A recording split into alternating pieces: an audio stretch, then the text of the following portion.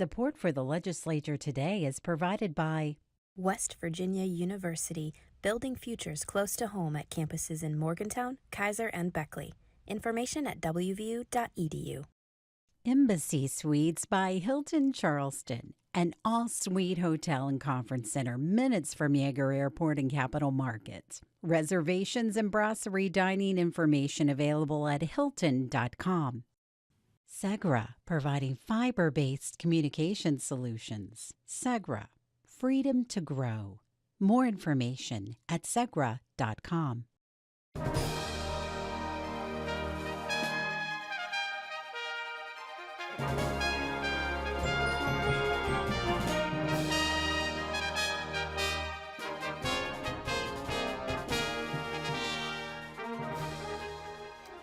Welcome back to the Legislature today. I'm Bob Brunner. One last time for this session. Thank you all for your support and interest along the way.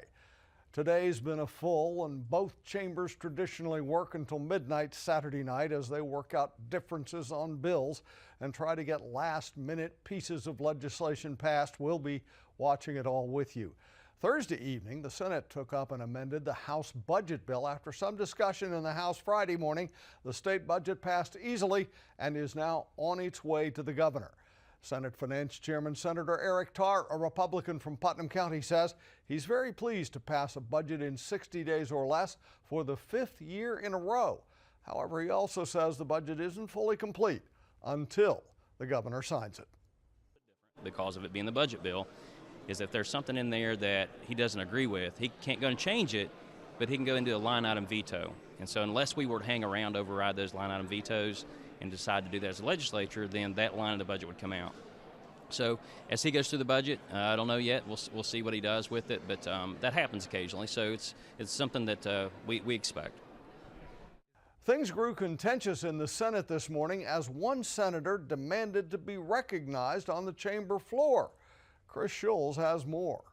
Mr. President. Senator Robert Carnes, a Republican from Randolph County, demanded the attention of the Senate president as soon as the first bill was up for consideration on the Senate floor Friday morning.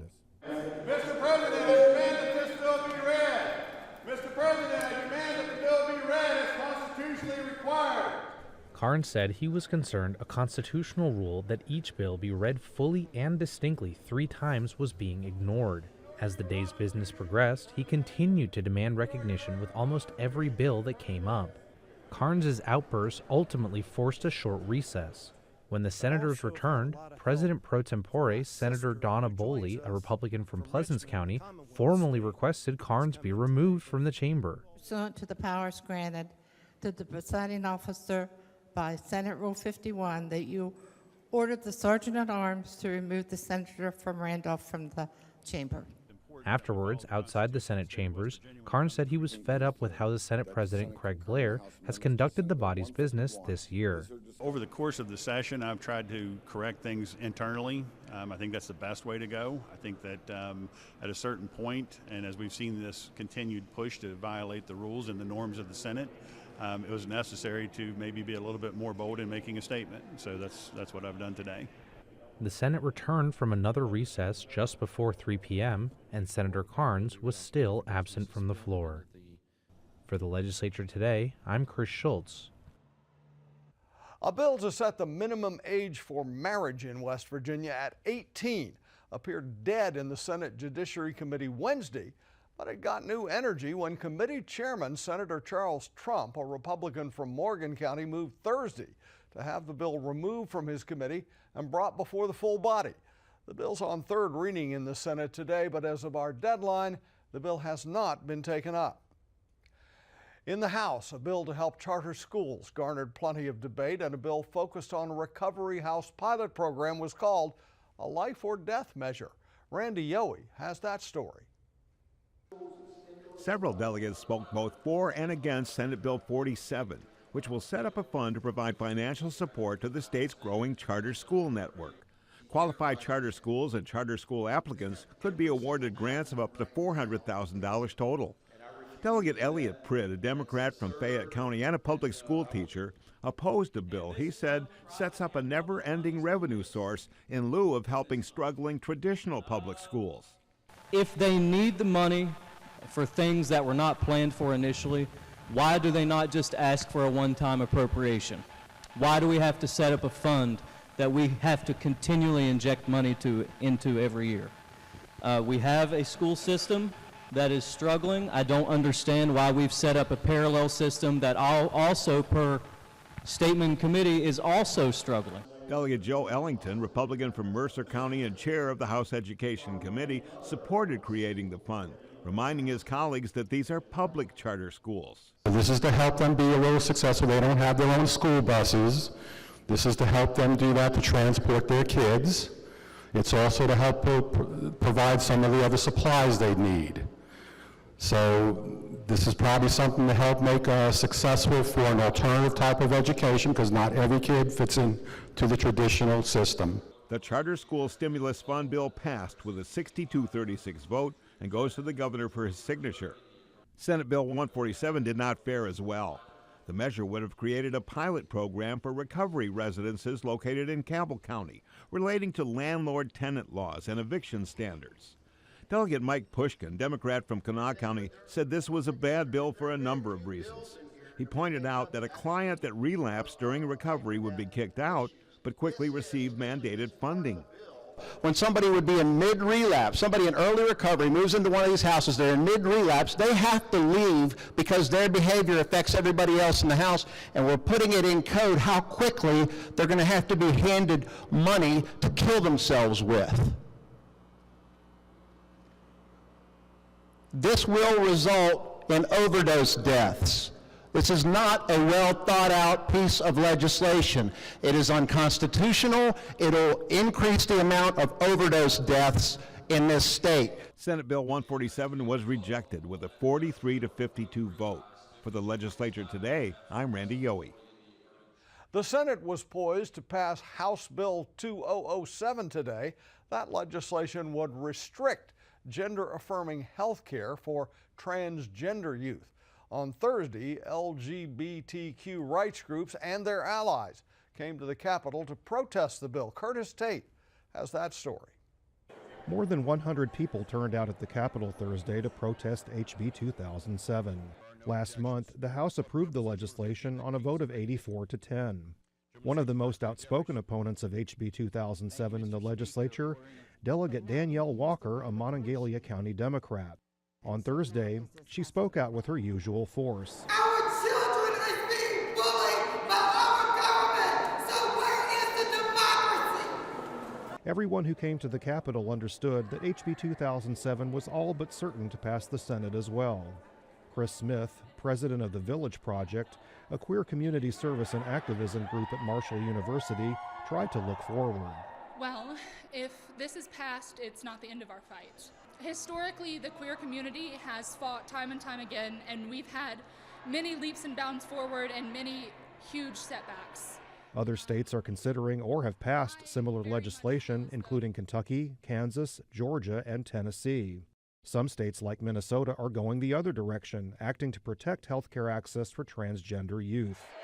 Smith said this is a time for like-minded organizations to reach across state lines and offer each other support. I know that we've been trying to network, and we're absolutely going to kick that into high drive as soon as legislative sessions start to come to their ends, to meet with other organizations across the United States to try to see how we can be allies to each other.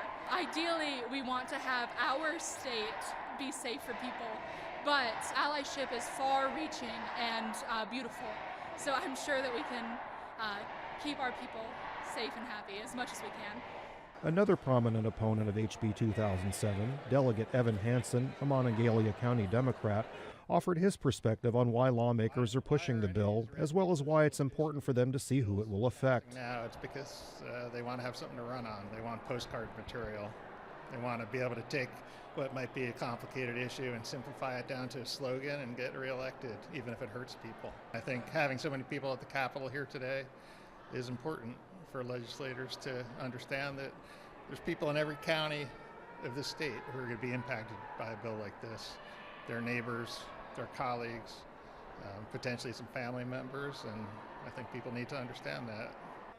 E. Bowen of the West Virginia Trans Coalition stressed that LGBTQ activists weren't just at the Capitol to send a message to lawmakers. When I was trying to think of what to say, the first thing that came to my mind was if there are any trans kids out there in this state, in this region, that are under attack right now, that are scared that they're going to lose their ability to transition, that look, there's a light at the end of this tunnel, and there will be people who will fight for you no matter what happens, and we will fight like hell for it. It would have been impossible for anyone at the Capitol to ignore Thursday's protest. Smith said that was encouraging. I just want to say that I am so unbelievably happy that we are having to go into another part of the building to do this interview because of how much noise that everyone is making. This is why we do this. For the Legislature Today, I'm Curtis Tate. Our reporters have done a great job this legislative session covering stories as they developed, sometimes late into the evening. Tonight, Randy Yohe, Chris Schulz, Emily Rice, and Curtis Tate are all on our set together to discuss bills that have passed and the bills that are remaining. Thanks so much, Bob. This is our final reporter roundtable of this legislative session, 2023 legislative session, and we don't have any outsiders. This is the team that has brought you the legislature today for the last 59 days or so. With me is Curtis Tate, our energy and environment reporter, Emily Rice, who is our health reporter, and Chris Schulz, who's usually our education reporter but has been covering the Senate. But all of us have covered pretty much everything that's been going on for the last 29 days. And we're just going to kind of look back and see what we've all focused on, because even though we each have our different beats, we've been covering a little bit of everything. But the big elephant in the room, and I won't say that anymore because I've said it too much, is taxes. Because after 3 or 4 years now, Chris, we have tax reform. Yeah, we came into this session with a lot of back and forth. The governor started the session with his proposal, which basically morphed into the House's proposal. And then what we have now, what actually has been signed into law, is the proposal that we got from the Senate relatively late into the session. And that is a 21% cut to personal income tax across the board this year. And there's a couple of other vehicles, including a vehicle reimbursement tax, which is quite complicated. But the interesting part about this tax is that the governor had originally proposed 30% and then 10 and 10 over the next 2 years to get us all the way to 50%. And what this tax proposal does is it gives us 21% up top, and then we only get tax cuts if a very complicated formula kicks in. We have to get above 110% of I think it's sales taxes compared to gross revenue. It's, there's a whole formula involved, but then and only then do the next level of tax cuts get incurred. And obviously the big thing here is, we're cutting taxes, at a time when the state is seeing unprecedented surplus. And the big question on everyone's mind is, well, how long is that going to last, and how much are these tax cuts going to impact revenue moving forward into the future? What is it, $740 million to make sure that we still have enough to pave our roads, to pay our teachers and state employees, and to institute all the initiatives that the legislature has brought up. We'll keep an eye on that. And spoiler alert, quick spoiler alert, it won't last. Yeah. These are severance taxes from oil and natural gas. Those are volatile things. What we had this year may not be there next year or the year after. And on top of severance, which sorry to interrupt you, Randy, but the other big chunk of money that we're talking about here is the one-time federal grants with regards to COVID. Those are finally running out this year after so many years of them coming into the state, and that's another chunk of money that we're not going to see again. And remember, the governor keeps throwing that caveat in at the end. I want 100% of personal income taxes cut, and he is still dead on to get that done, and we'll hear more and more about that. Curtis, you've been keeping an eye on two very juxtapositional things, energy and environment, but also House Bill 2007, the transgender bill. That's right. This legislation would basically prohibit any sort of medical intervention, gender-affirming medical care for transgender youth, anyone under 18. That includes surgeries, which rarely happen to minors here or in any other state, and also things like puberty blockers and hormone treatments. There was a huge crowd actually there yesterday at the Capitol, very loud group protesting 2007. They were anticipating a Senate, we're anticipating a Senate vote on that today, perhaps tomorrow, we're not really sure. But you know, West Virginia is not alone here. Other states have pursued this, Kentucky, Tennessee, Kansas, Georgia, just to name a few. Emily, you've focused every day with the most detailed notes that I've ever seen in my life. That's true. They're excellent. On health. Anything, there's so many different things related to health. What stands out for you? Yeah. Well, to roll off of a hot button issue right onto another one, this is the first legislative session since the overturning of Roe v. Wade. So our legislators were codifying and clarifying the abortion ban that they put into place last year. A lot of that ended up being in technical code. It is generally relating to the certificate of need with birthing centers, very tangentially there, but yeah, that's that's what jumps out. That's what jumped out. Plus, we're going to split our Department of Health and Human Resources into three different obviously. sections. I've talked to a couple people that work at the HHR that are wondering, well, I have the different boss. Will there be attrition? Well, you know, what will happen? What's your thoughts there? There's not a lot of straight answers yet. We just found out last week that we wouldn't see the implementation until next year. So, you know, we could have assumed that, I think, with an organization that big being split into different divisions, but we're not actually going to see that separation until next year. There's not a whole lot of answers to, you know, who's going to be the secretaries of these new bureaus, who's going to make those tough decisions when it comes to staffing, but I think one of the biggest issues they focused on during the legislature was staffing within the DHHR. So I can't imagine that they would be making large cuts, but that's not necessarily for me to say. What we've been seeing is a lot of things that we've been working on, or that the legislature's been working on for 3 or 4 years. One thing that came to fruition this year was Senate Bill 10 campus carry. Yeah. I covered that. And when you talk about the public hearing that had 37 people against and 2 of them for, when you talk about a poll of 72% of West Virginians that said they did not want to see concealed carry on campuses, when you see Marshall and WVU and Concord and WV State, their presidents all come out and say, no, we don't want this. And then the Senate and House said, yes, we do. And so it's been passed. And so on campuses, with the number of restrictions, you still can't bring a concealed carry weapon into a number of different places on campuses. But in a classroom, in a public room in your dorm, on the grounds, yes. And so, Chris, I know that you've followed a number of things that are going to be counter to the universities that they're going to have to do on this. Yeah, it's really interesting, and I think what you have just brought up and what Emily was just talking about is such an important reminder that so often what we're seeing happen in the legislature is not the end, it's not the solution to any of the many problems or issues that face the state, it's merely the beginning. And the implementation of SB 10 is a perfect example. I mean, we're talking about, I think West Virginia, WVU in particular, said that it was going to cost them, you know, a couple $100,000 to implement extra security to make sure that people don't bring these guns into places like, you know, events with large crowds.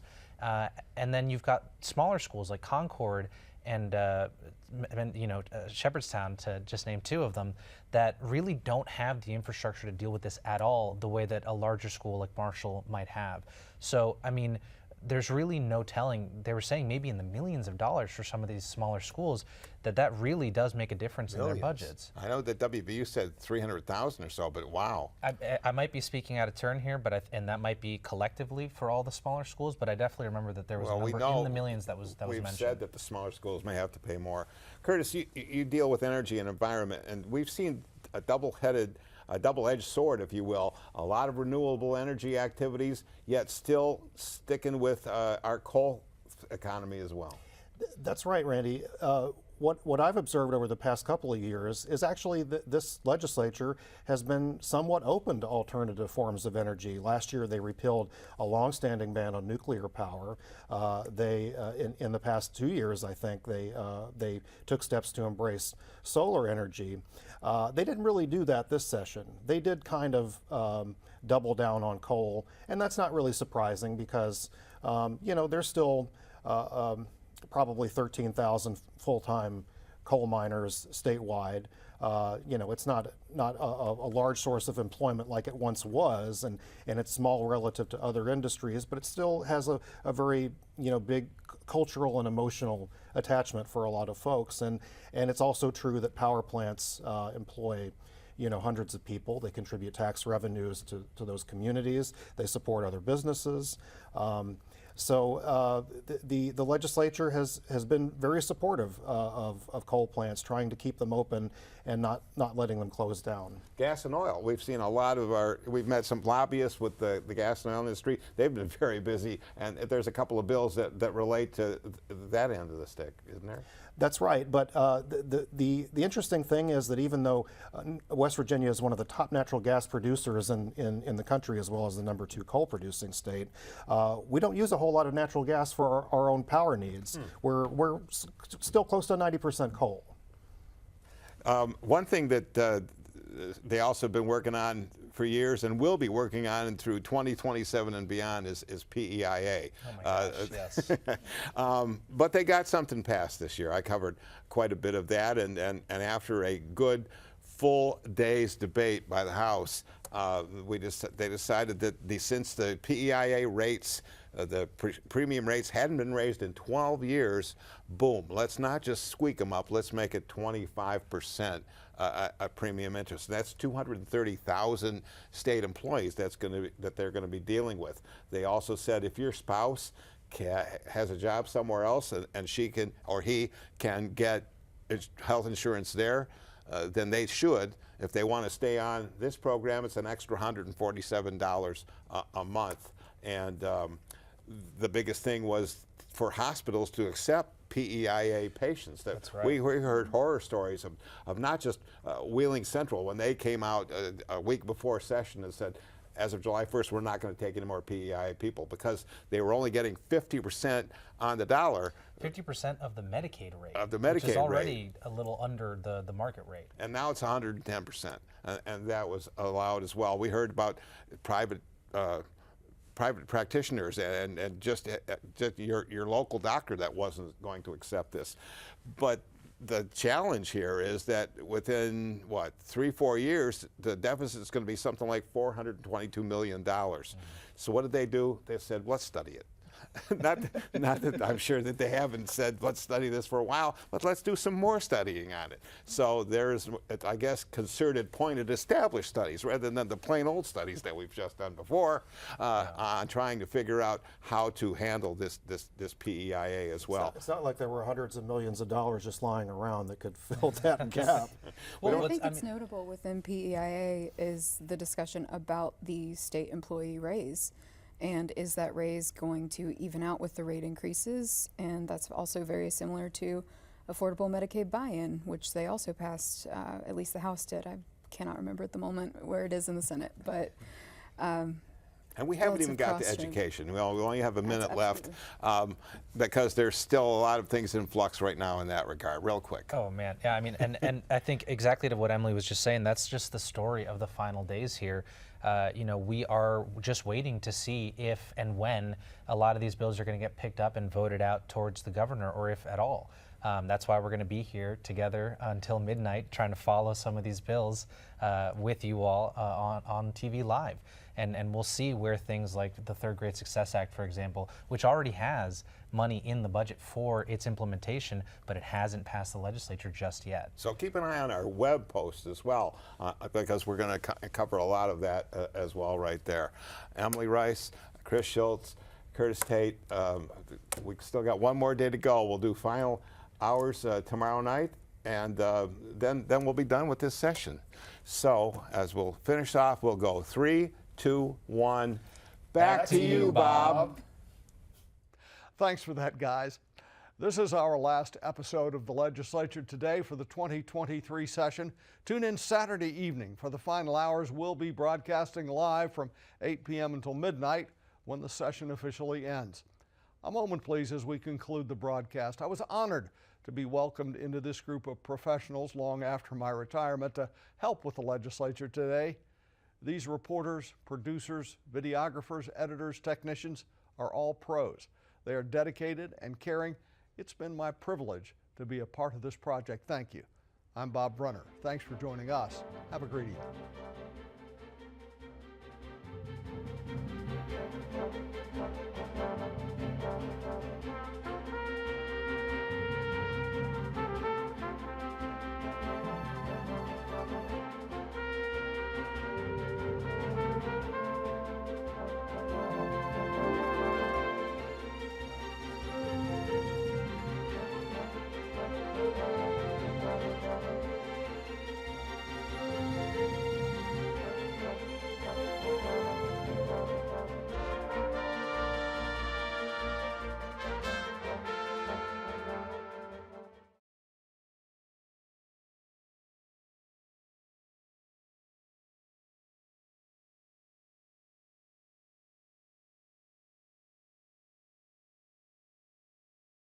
Support for the Legislature Today is provided by West Virginia University, building futures close to home at campuses in Morgantown, Kaiser, and Beckley.